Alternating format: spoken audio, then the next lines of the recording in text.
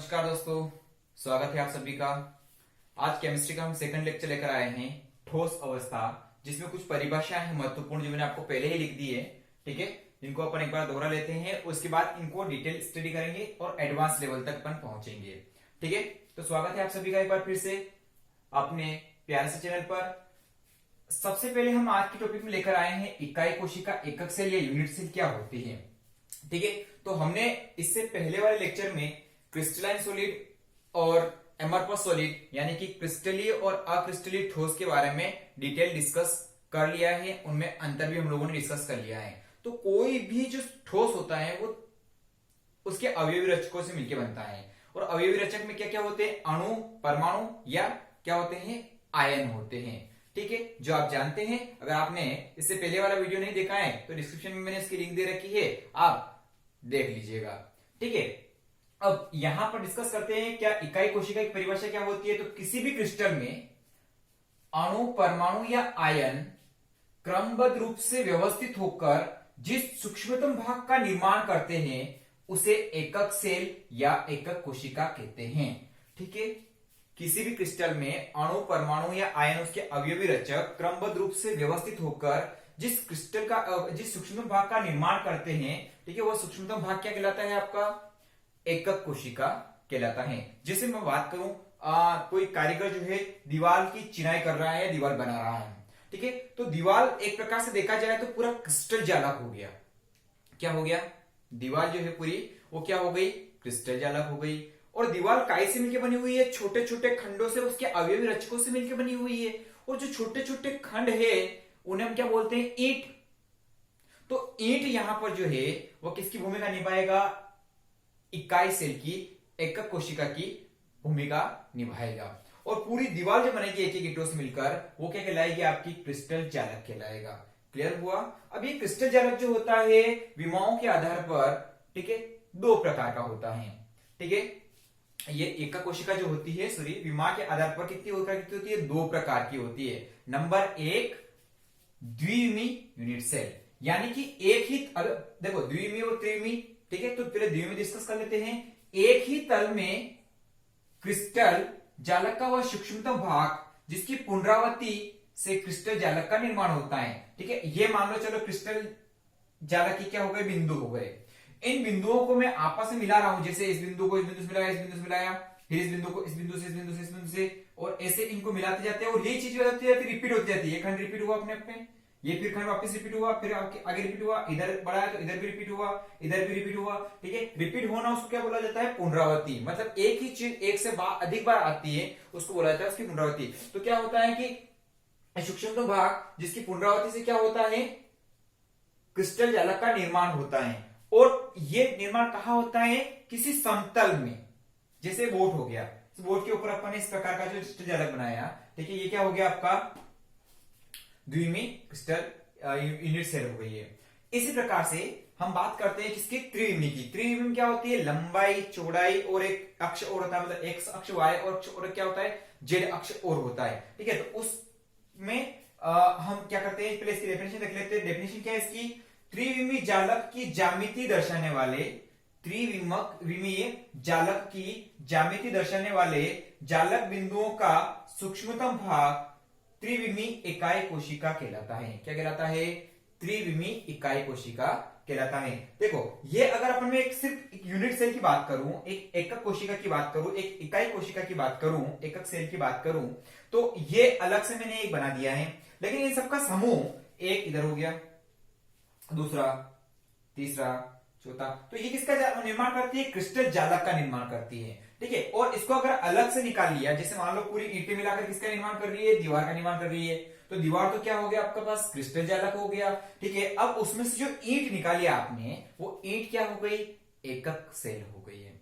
अब इस इकाई कोशिका में कुल कितने पैरामीटर्स होते हैं उनके बारे में डिस्कस कर लेते हैं। तो इस इकाई कोशिका में देखो, पहले तो मैं यहां पर अक्ष बना लेता हूं। तो ये जो बनाया अपन ने, ये वाला, ठीक है, ये है जो है आपका एक्स अक्ष है। कौन सा अक्ष है?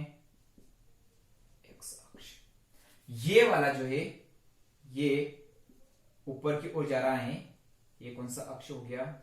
वाई अक्ष हो गया। और ये जो है इधर साइड में जा रहा है, इसको कौन सा अक्ष नाम दे दिया अपन ने, जेड अक्ष नाम दे दिया। आगे बात समझ में। तो अब जितने प्रकार की ईंटें होगी उतनी प्रकार की क्या बना सकते हैं अपन, दीवार बना सकते हैं। आ रही बात समझ में। तो क्रिस्टल से मतलब जो आपका एकक सेल जो जितने प्रकार की होगी उतने प्रकार की अपन क्या बना सकते हैं, क्रिस्टल जालक बना सकते हैं, है ना। उतने प्रकार के क्रिस्टल का अपन क्या कर सकते हैं, निर्माण कर सकते हैं।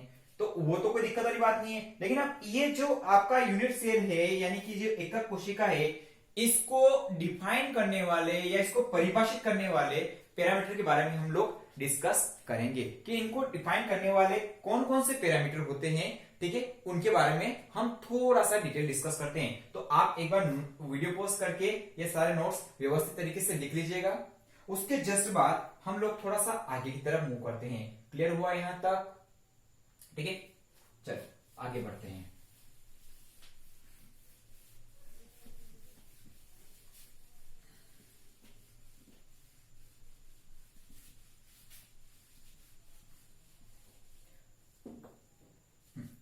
तो हम बात कर रहे हैं एक एकक कोशिका में, यहां बना देता हूं आपके, ठीक है, आपको समझने में आसानी रहेगी।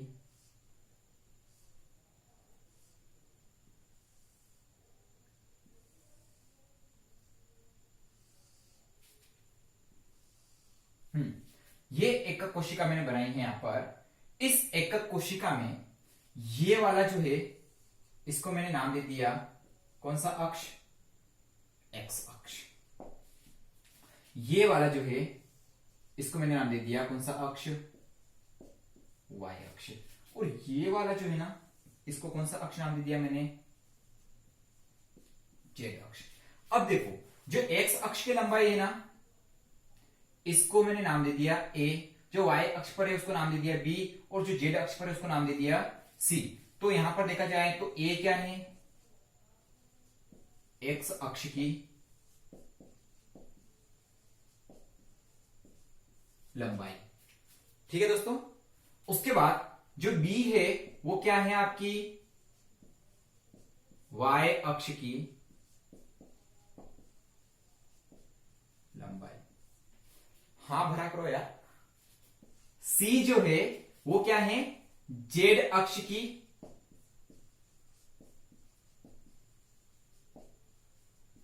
लंबाई। यानी कि ए बी सी जो है वो क्या है अपने पास, तीनों को अगर मैं कंबाइन कलेक्टिवली बोलूं तो क्या बोलूंगा, क्या बोल सकता हूं इनको, ये जो है एबीसी जो है वो क्या है, अक्षों की लंबाइयां। क्या है, अक्षों की लंबाइयां। कितनी है टोटल संख्या में, 3। तो ये 3 पैरामीटर जो है वो क्या हो गए, अक्षों की लंबाइयां हो गए, ठीक है। ये मिटा दू। उसके बाद थोड़ा सा आगे अपने को ध्यान रखना है, ठीक है। 3 पैरामीटर तो ये हो गए आपके, ठीक है। और 3 पैरामीटर और देखते हैं। वो जो है आपका, देखो मैंने यहां पर एक कोण ये हो गया, एक कोण ये हो गया और एक कोण ये हो गया। थोड़ा सा यहां पर ध्यान रखने की बात रखना, ए का जो संबंध है वो किससे कर देते हैं, अल्फा से कर देते हैं। बी का जो संबंध है वो किससे कर देते हैं, बीटा से कर देते हैं। और सी का जो संबंध है वो किससे कर देते हैं, गामा से कर देते हैं। क्लियर हुआ दोस्तों, यहां तक थोड़ा सा ध्यान रखना। ये ऐसा कोई हार्ड एंड फास्ट रूल नहीं होता है, बस आपको याद रखने के लिए बता रहा हूं, ठीक है। तो अब देखो ए, यहां देखो ये ए और ये बी है, तो ए और बी के बीच में कौन मिसिंग हो रहा है, देखो तीनों पक्के आ रहे हैं, ठीक है। तो इन तीनों के बीच में कौन मिस, इन दोनों के बीच में कौन मिस हो रहा है, सी मिस हो रहा है। और सी का संबंध किससे है, गामा से। तो इन दोनों के बीच का जो कोण बनेगा उसको गामा बोल सकते हैं। तो ए और बी के मध्य कोण, और उसको क्या नाम दिया अपन ने, गामा। उसी प्रकार से सी और बी और सी के मध्य का कोण, यानी बी और सी के बीच में जो कोण बन रहा है, ठीक है, यानी कि अपने बी और सी के बीच में कौन मध्य है, कौन मिसिंग है, ए। तो ए के साथ कौन सा कोण बनता है, अल्फा। तो बी और सी के मध्य जो कोण है वो क्या हो जाएगा आपका, अल्फा हो जाएगा, ठीक है। इसी प्रकार से ए और सी के मध्य जो कोण बनेगा ये क्या हो जाएगा, बीटा हो जाएगा। तो ए और सी के मध्य कोण क्या हो जाएगा बच्चों, बोलो, ये हो जाएगा आपका बीटा हो जाएगा। क्लियर है यहां तक? ठीक है, थोड़ा सा आगे बढ़ते हैं। ये तीन पैरामीटर जो है कलेक्टिवली इनको मैं बोल सकता हूं, क्या बोल सकता हूं, अक्षीय कोण। तो टोटल अगर पैरामीटर बोला जाए इस एकक शेल को डिफाइन करने के लिए या इसकी लंबाई चौड़ाई या ऊंचाई में परिवर्तन करने के लिए, देखो लंबाई चौड़ाई ऊंचाई इसमें परिवर्तन कर सकते हैं, मोटाई है ना, या फिर अल्फा बीटा और गामा में हम क्या कर सकते हैं, परिवर्तन कर सकते हैं। इस प्रकार से इसको विभिन्न प्रकार का रूपपन दे सकते हैं। ठीक है, कितने रूप दे सकते हैं वो भी डिस्कस करेंगे। तो टोटल जो पैरामीटर है, ठीक है, एकक सेल के या इकाई कोशिका के कुल पैरामीटर बोलो कितने हो गए, 3 प्लस 3 कितने हो गए, 6 हो गए। कितने हो गए बच्चों, ये 6 पैरामीटर जो है एकक कोशिका का शेप डिफाइन करेंगे, उसका जो आकार है वो आकार डिफाइन करेंगे। कभी लंबाई चौड़ाई ऊंचाई तीनों बराबर हैं, अल्फा बीटा गामा तीनों बराबर हैं। ठीक है, अल्फा बीटा गामा तीनों बराबर भी है और तीनों किसकी डिग्री बराबर, कितनी डिग्री के बराबर है, 90 डिग्री के बराबर है। तो इस प्रकार मिलाकर क्या होता है कि बहुत सारे क्या बन सकते हैं, फैक्टर बन सकते हैं जो क्या करेंगे, इस एकक कोशिका की जो साइज है उसको क्या करेंगे, डिफाइन करेंगे। क्लियर हुआ दोस्तों? ठीक है, तो वो फैक्टर क्या क्या है हम थोड़ा सा डिटेल डिस्कस करते हैं।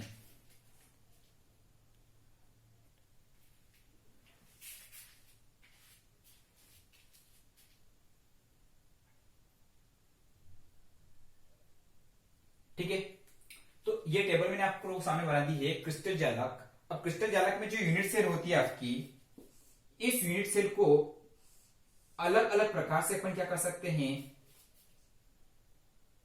इसको शेप दे सकते हैं और अलग अलग क्रिस्टल के लिए ये अलग अलग होती हैं। ठीक है, एक्स अक्ष ये लंबाई दी थी मैंने आपको भी, ये एक्स अक्ष हो गया, ये वाई अक्ष हो गया और ये कौन सा अक्ष हो गया, जेड अक्ष हो गया। इस पर यहाँ क्या होती है, ए होती है, यहाँ पर बी, यहाँ पर सी। इन दोनों के बीच का जो कोण था वो गामा था, इन दोनों के बीच का जो कोण था वो अल्फा था और इन दोनों के कोण का बीच का जो कोण है वो कितना हो गया, बीटा हो गया। ठीक है, तो देखो किस प्रकार से हो सकती है, जैसे घनी आपकी जो होती है, घनी एकक सेल जो होती है उसमें ए बराबर बी बराबर सी, यानी अक्षों की लंबाइयां बराबर होती है और अक्षों के कोण बराबर होते हैं और सभी कोण किसके बराबर होते हैं, 90 डिग्री के बराबर होते हैं। तो उसका एग्जाम्पल जो क्या है, NaCl है। क्लियर है यहां तक? उसके जस्ट बाद द्विसम लंबास बोलते हैं, दो लंबाइयां बराबर होती है, कोण तीनों 90 डिग्री के होते हैं। ठीक है, और इसका जो एग्जाम्पल, लेकिन ए बराबर बी होता है लेकिन बराबर नहीं होता किसके, सी के बराबर। दो लंबाइयां बराबर होती है, तीसरी बराबर द्विसम लंबास, दो लंबाइयां समान होती है। इसका एग्जाम्पल क्या है, टिन ऑक्साइड हो गया। उसके बाद विषम लंबास यानी कि तीनों भुजाएं जो है, ये तीनों अक्ष की लंबाइयां जो है वो क्या होती है, अलग अलग होती है और तीनों कोण जो है वो बराबर होते हैं। कितनी डिग्री के होते हैं, 90 डिग्री होते हैं। ये बेरियम सल्फेट का एग्जाम्पल होता है। ठीक है, उसके बाद षटकोणीय, षटकोणीय जो है वो इसमें ए बराबर बी होता है लेकिन बराबर नहीं होता सी। अल्फा बीटा दोनों बराबर होते हैं, दोनों 90 डिग्री होते हैं, लेकिन जो गामा होता है वो 120 डिग्री का होता है और ये होता है जिंक सल्फेट, जिंक ऑक्साइड में, जेडेनो में। ठीक है, उसके बाद त्रिसमकक्ष या अथवा कोणी जो है उसमें ए बराबर बी बराबर सी, अल्फा बराबर बीटा बराबर गामा, अल्फा बीटा गामा बराबर होते हैं लेकिन तीनों 90 डिग्री के बराबर नहीं होते हैं। तो इसका उदाहरण क्या है, कैल्शियम कार्बोनेट हो गया। उसके बाद एक नताक्ष होता है, उसमें ए बराबर नहीं होता, बी के बराबर नहीं है, सी के, लेकिन अल्फा और गामा बराबर होते हैं, 90 डिग्री के बराबर होते हैं, लेकिन बीटा 120 डिग्री का नहीं होता है, 120 को छोड़कर कुछ और हो सकता है। तो इस प्रकार से इसका एग्जाम्पल ये होता है। उसके बाद होता है त्रिनताक्ष, ए बराबर नहीं होता है, बी के बराबर नहीं होता है, सी के, मतलब अक्षों की लंबाई तो बराबर नहीं होती है। उसके बाद ना तीनों कोण बराबर होते हैं, अल्फा बराबर नहीं होता है, बीटा बराबर बीटा के और बीटा बराबर नहीं होता है गामा के, और तीनों ही फिर 90 डिग्री के बराबर बिल्कुल नहीं होते हैं। तो इसका जो एग्जांपल है वो कैल्शियम सल्फेट हो गया। तो ये जो एग्जांपल, इस प्रकार से ये जो टेबल बनी हुई है, टेबल आपको देखो याद नहीं रखना है, नोट कर लेना एक बार। ठीक है, एक बार रीड कर लेना कि हाँ इतने प्रकार से हम क्या कर सकते हैं, ये इस ईंट का निर्माण कर सकते हैं। ईंट मतलब इस एकक सेल का, एकक कोशिका का हम क्या कर सकते हैं, इकाई कोशिका का निर्माण कर सकते हैं। तो इतनी प्रकार से इकाई कोशिका बनेगी, तो इनको अलग अलग सीक्वेंस में जमाएंगे। देखो इतनी प्रकार की ईंटें है तो इतनी प्रकार की दीवारें, इतनी प्रकार से बनाकर इसको दीवार बना सकते थे। तो हर बार जो दीवार बनेगी वो क्या बनेगी, अलग अलग बनेगी। इस वाली ईंट से बनाओगे तो अलग बनेगी, इस वाली ईंट से बनाओगे तो अलग बनेगी। ईंट मतलब एक कोशिका से। तो इस प्रकार से हम इतने प्रकार से क्या बना सकते हैं, इकाई कोशिका बना सकते हैं। और इतने प्रकार से इकाई कोशिका बनेगी तो इतने ही प्रकार का अपन क्या बना सकते हैं, क्रिस्टल जालक बना सकते हैं। ठीक है, क्लियर हुआ यहां तक के नहीं हुआ? टोटल कितने होते हैं, 7 होते हैं। 1 2 3 4 5 6 7 प्रकार से इसको क्या कर सकते हैं, अपन व्यवस्थित कर सकते हैं, जमा सकते हैं, क्रमबद्ध रूप से जमा सकते हैं। ठीक है, ये मैंने आपको बता दिया है। अब हम बात करते हैं जो आपकी ये वाली इकाई कोशिका जो होती है त्रिविमी वाली, ये 4 प्रकार की होती है। किसकी बात कर रहा हूं मैं, त्रिविमी इकाई कोशिका जो होती है वो कितने प्रकार की होती है, 4 प्रकार की होती है। ठीक है, तो इनको अपन एक एक करके डिटेलाइज करते हैं। और हो गया यहां तक? ठीक है, जस्ट इसके बाद जो आपकी त्रिविमी इकाई कोशिका जो होती है वो कितने प्रकार की होती है, 4 प्रकार की होती है। सबसे पहले तो हम लिखेंगे वो होती है आपकी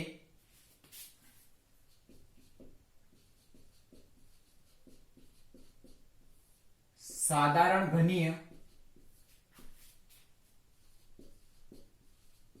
इकाई कोशिका।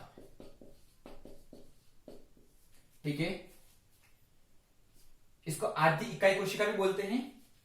इसको इंग्लिश में बोला जाता है SCC, सिंपल क्यूबिक सेल। क्या बोला जाता है, सिंपल क्यूबिक सेल। ठीक है, तो इस प्रकार का जो इकाई कोशिका होता है वो क्या होता है, मैं आपको थोड़ा सा डिटेल से बता देता हूं।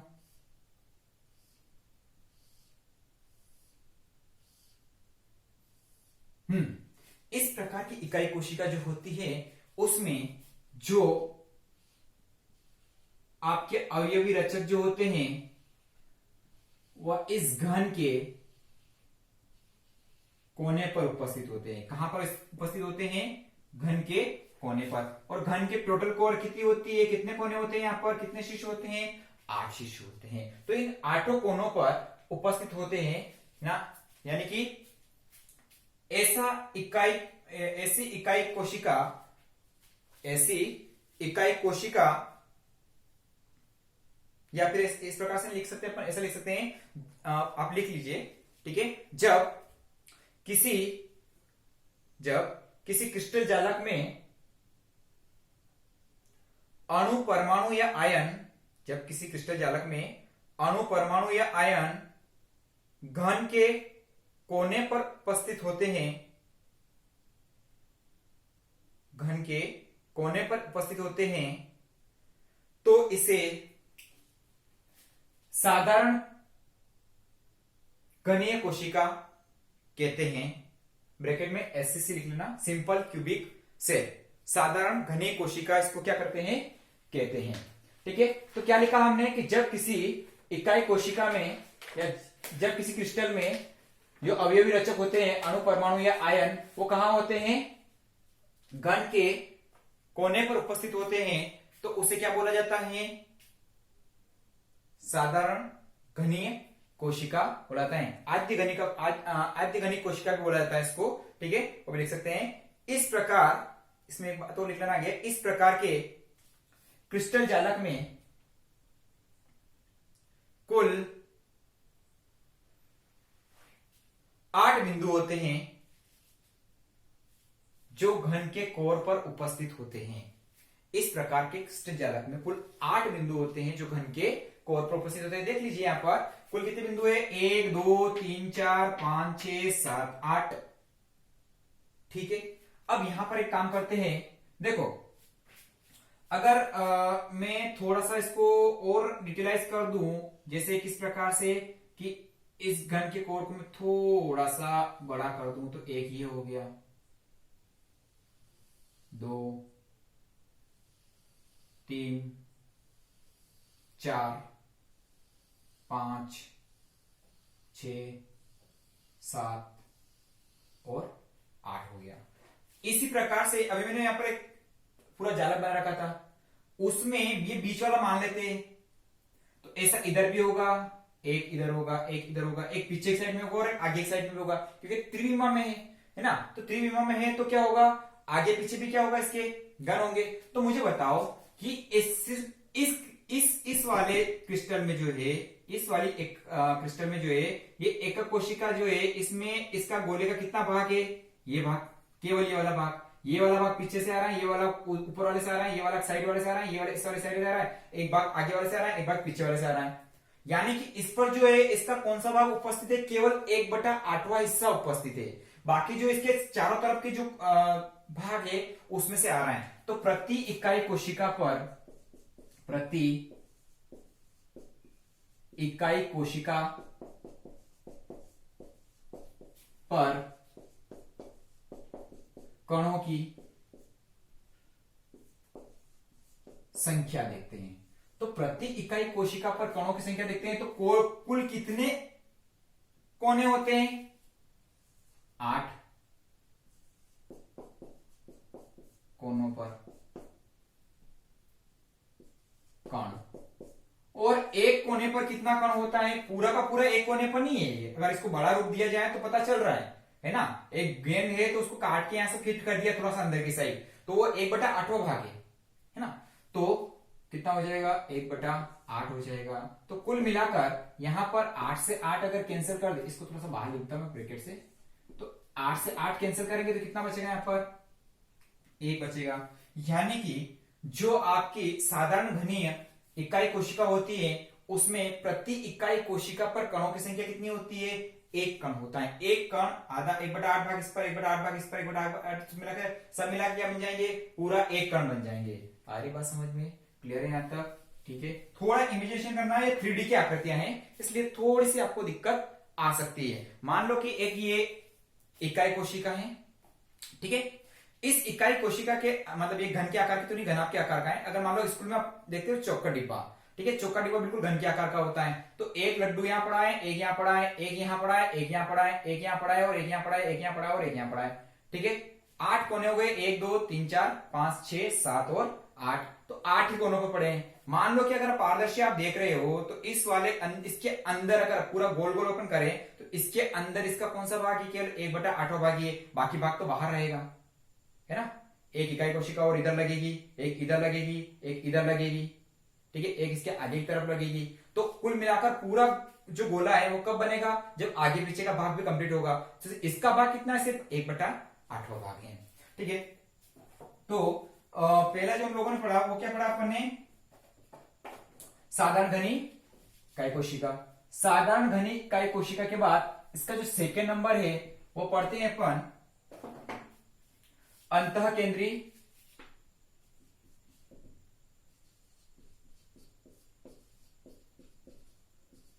अंतः केंद्रित इकाई कोशिका, यानी कि body centre cubic cell, body centre cubic cell.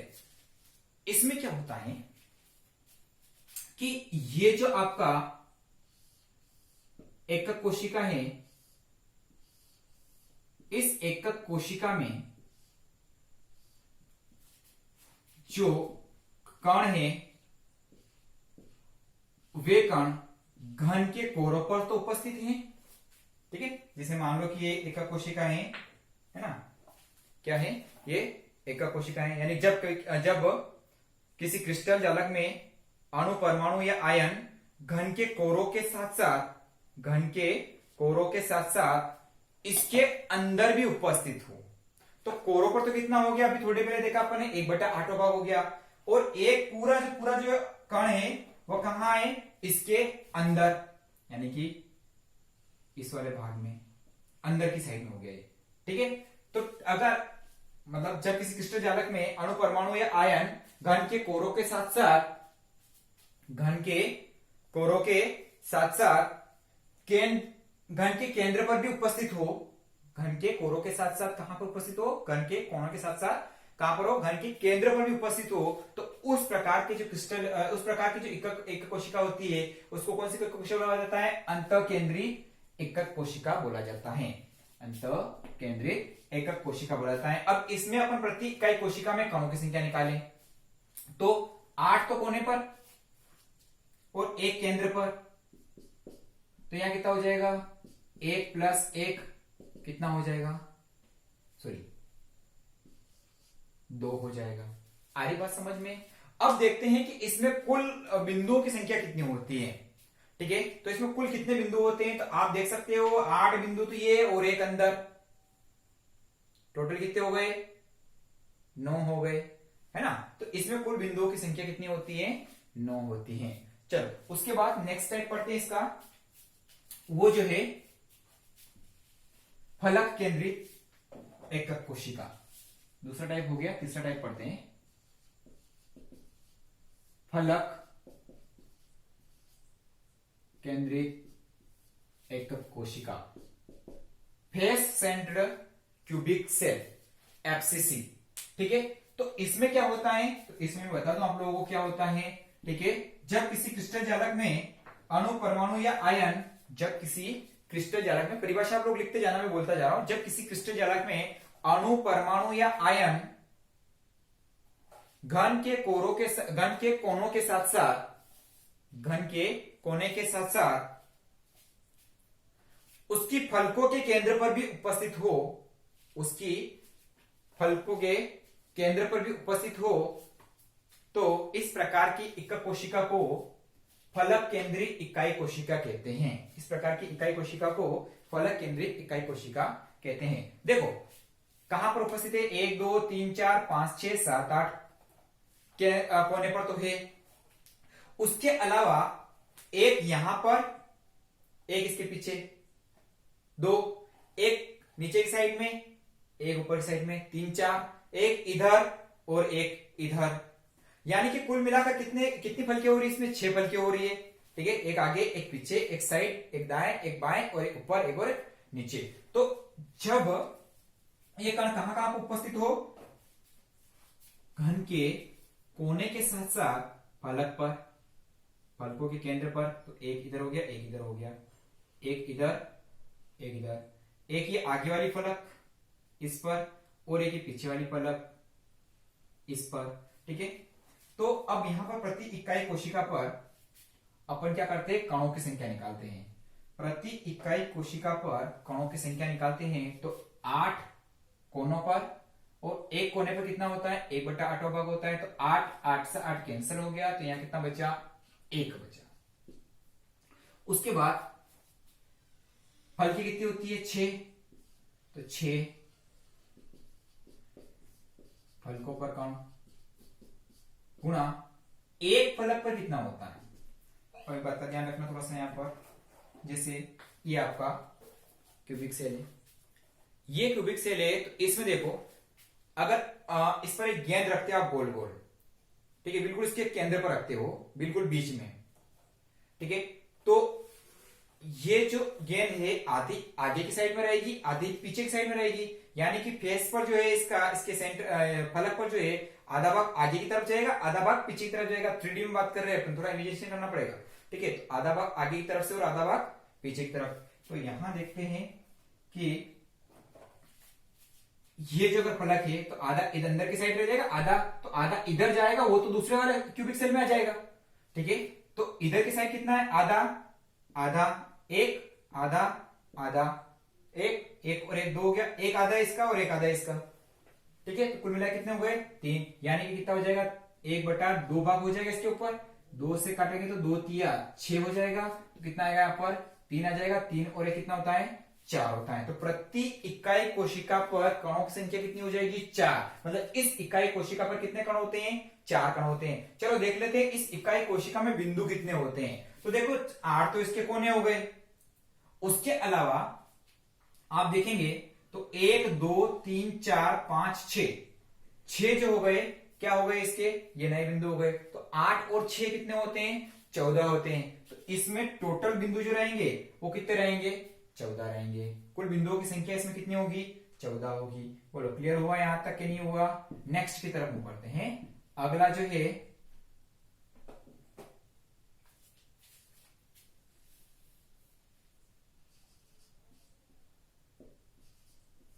अंत्यकाय इकाई कोशिका एंड सेंटर क्यूबिक सेल। अंतकाय इकाई कोशिका एंड सेंट्रल क्यूबिक सेल।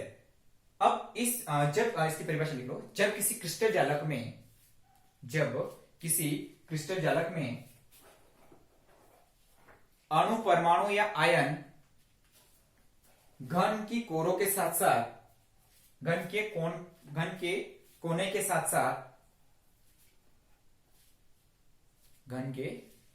के साथ साथ विपरीत दो फलकों पर उपस्थित हो तो इस प्रकार